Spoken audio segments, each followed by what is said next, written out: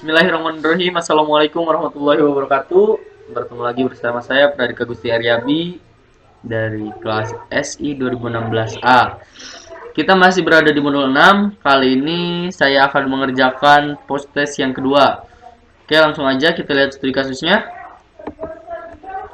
Barang yang pernah kita miliki, terutama elektronik, memiliki spesifikasi yang berbeda-beda.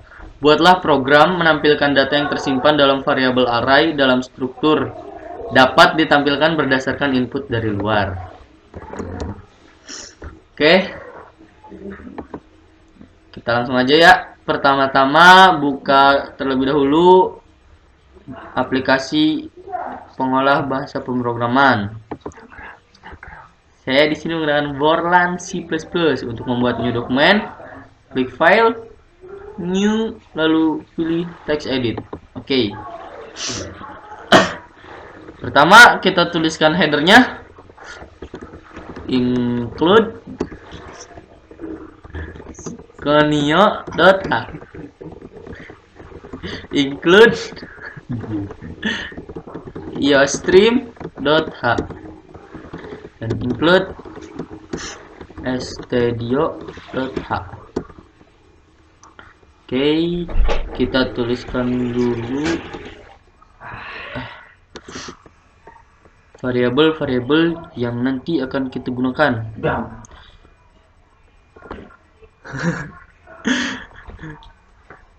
Kita lihat di sini saya menggunakan tipe data integer. Kita deklarasikan variabelnya JML atau jumlah. Di sini kita gunakan untuk menginputkan jumlah barang yang akan kita input. Nanti akan disimpan di variabel JML ini. Oke. Integer i di sini saya gunakan untuk melakukan proses pengulangan untuk fungsi for. X di sini saya akan gunakan untuk menjadi inputan menu pilihan di fungsi switchcase. Oke, lanjut. Kita akan membuat variabel data-data barang elektroniknya di fungsi struct. Kita tuliskan dulu, deklarasikan variabelnya. Di sini saya menggunakan tipe data karakter. Nama kita kasih array 100, merk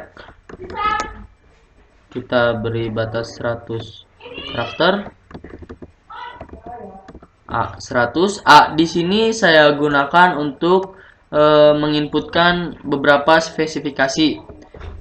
A untuk spesifikasi pertama, B untuk spesifikasi kedua, dan C untuk spesifikasi ketiga. Oke. Kita beri nama struct ini barang. Lalu kita beri array lagi, dimana nanti si struct ini akan dilakukan banyak penginputan nilai dalam fungsi struct. Oke, kita lanjut ke main utama. Di sini saya menggunakan void main, dimana nanti pada sintaks ini tidak ada nilai kembalian. Oke, kita buat home di sini. Home di sini berfungsi untuk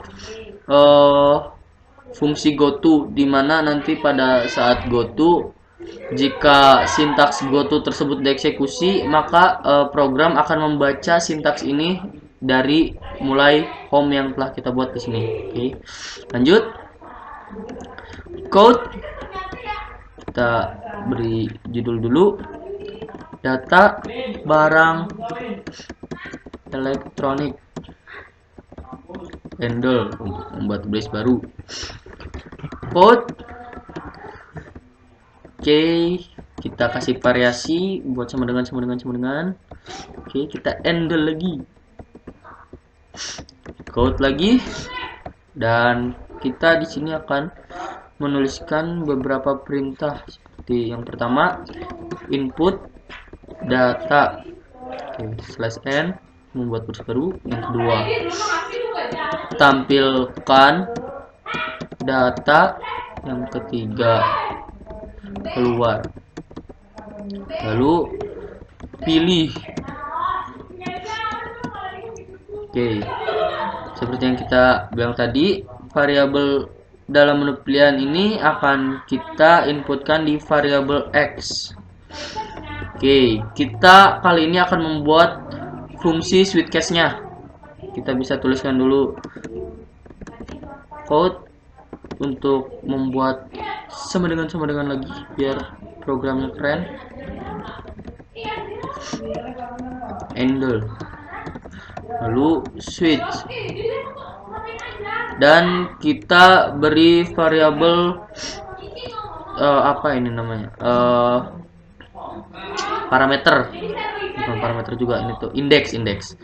Jadi si switch ini akan membaca si nilai yang ada di variabel X, lalu akan mencocokkan dengan case-nya. Oke, kita lihat case yang pertama, jika X sama dengan 1, maka kita di sini case 1 digunakan untuk pilihan input data. Berarti code masukkan jumlah barang, lalu akan disimpan di variabel JML atau jumlah barang. Dan di sini akan kita lakukan pengulangan untuk menginputkan beberapa barang elektronik.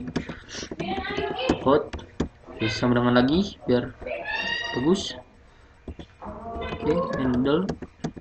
Nah, kita lakukan pengulangan for i sama dengan 1, dan si nilai i itu akan dilakukan pengulangan sampai kurang dari atau sama dengan nilai yang ada di variabel JML, dan si nilai i ini akan di increment. Oke. Kita di sini masukkan perintah untuk beberapa perintah untuk menginputkan data barang. Code /n barang ke 1, barang ke i, dimana i di sini nilainya itu apa namanya, nanti jumlah i ini kan 1 sama dengan 1. Dah, jika dilakukan perulangan, si nilai i ini akan diincrement terus hingga nantinya jika dilakukan perulangan pertama maka akan mendapatkan nilai 1, yang kedua mendapatkan nilai 2, yang ketiga mendapatkan nilai 3, dan begitu seterusnya. Oke, selanjutnya code kita beri sama dengan lagi biar bagus, handle, code lagi, dan nama barang,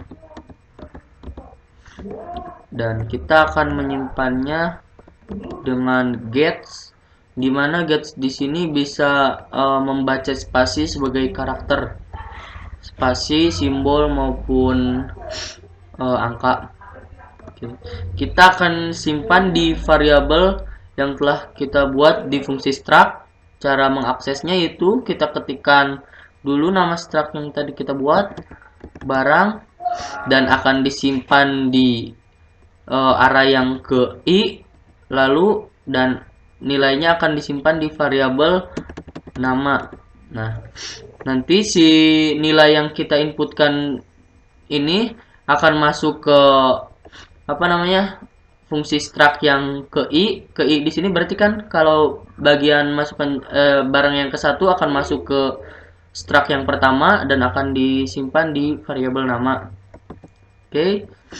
Selanjutnya code lagi merk barang, lalu get lagi, dan kita akan disimpannya di barang i dot merk. Oke. Code, dan terakhir spesifikasi. Oke. Handle. Untuk spesifikasi saya akan membuat 3 buah spesifikasi, jadi kita menginputkan 3 jenis spesifikasi yang ada pada barang tersebut. Code nomor aja, dan akan dimasukkan di variabel barang yang ke-1 dan A. A di sini untuk spesifikasi yang pertama, B untuk yang kedua, dan C yang ketiga. Oke, code 2 gets ke I dan B. Code lagi gets barang ke I dan C. Oke,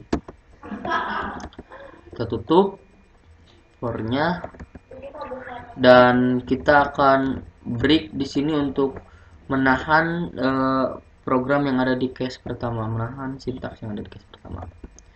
Kita masuk ke case yang kedua, yaitu untuk menampilkan data. Case yang kedua untuk menampilkan data. Oke, kita buat lagi code di judul dulu, data barang yang ada. Oke, slash n untuk membuat baris baru seperti biasa. For kita lakukan pengulangan kepada nilai yang telah kita inputkan tadi, dan kita akan panggil di case yang kedua ini. I sama dengan 1, nilai I akan dilakukan pengulangan sebanyak JML, dan I akan diincrement. Oke.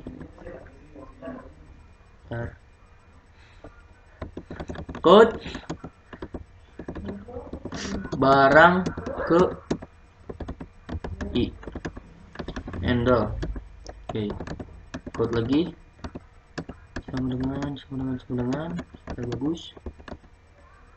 Handle lagi code nama barang. Oke, kita panggil variabelnya, dan cara mengakses variabel yang ada di struct untuk pemanggilan sama saja seperti kita mengakses untuk menginputkan nilai pada variabel di struct, dengan menulis nama structnya, lalu tulis array keberapanya, kita di sini array yang ke I, dan tulis nama variabel yang ada di structnya. Handle untuk membuat baris baru. Oke, code lagi merek barang, kita tampilkan lagi barang ke I, merek, handle untuk membuat baris baru. Code sini spesifikasi handle membuat baris baru, dan kita tampilkan spesifikasi yang telah kita inputkan tadi nilainya sama saja. Untuk mengaksesnya kita barang yang ke I dan A, handle. Code yang kedua barang yang ke I, dan B spesifikasi yang kedua, dan spesifikasi yang ketiga kita simpan di variabel apa yang C. Kita tinggal panggilkan saja. Nah, ini udah.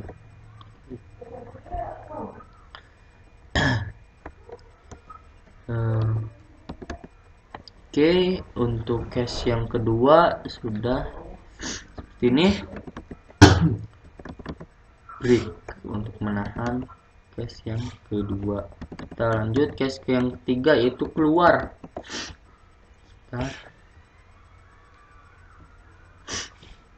Case yang ketiga yaitu untuk keluar, go to keluar, dimana nanti saya akan membuat batasan untuk fungsi go to keluar ini di akhir sintaks.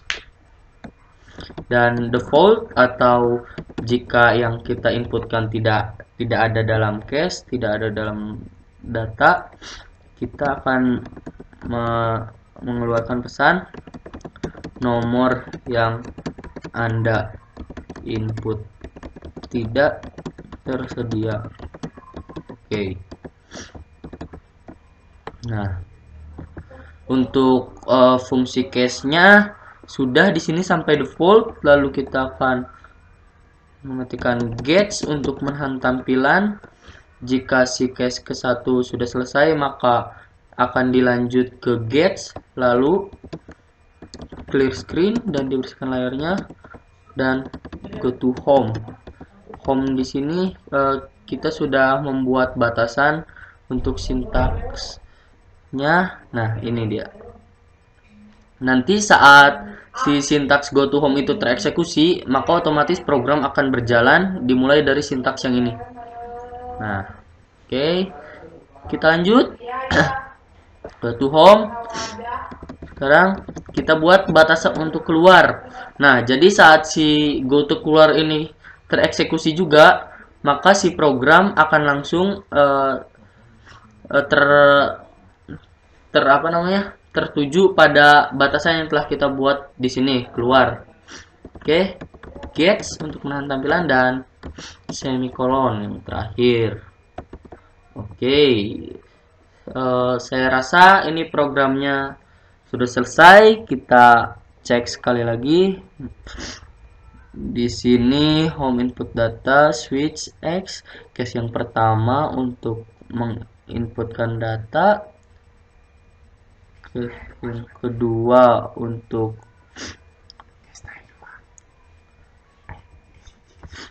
menampilkan data, case yang ketiga untuk keluar, dan selain itu akan tampil pesan ini. Oke, kita bisa cek dengan tekan Alt F9. Warningsnya 0, errors 0, maka kita sudah bisa merunning program ini. Oke, kita akan running. Untuk merunning program, kita bisa mengklik icon yang gambar petir di sini. Nah, akan ada tampilan run. Kita run. Nah, seperti ini hasilnya. Oke, kita coba supaya kelihatan juga sintaksnya. Kita akan pilihkan dulu yang input data yang nomor 1. Nah, maka jika kita menginputkan 1, maka yang akan muncul adalah case yang 1, yaitu untuk proses input data. Kita masukkan jumlah barang. Kita di sini kita bisa contohkan barang-barang elektronik yang saya punya. 2, lumayan 2 juga ya. Nama barang yang pertama handphone ya, dan merek barangnya adalah Asus. Spesifikasi di sini saya menggunakan Asus Zenfone 4. RAM-nya 1 GB. Oke. OS-nya sudah Lollipop, alhamdulillah. Lollipop 5.0. Dan memori internalnya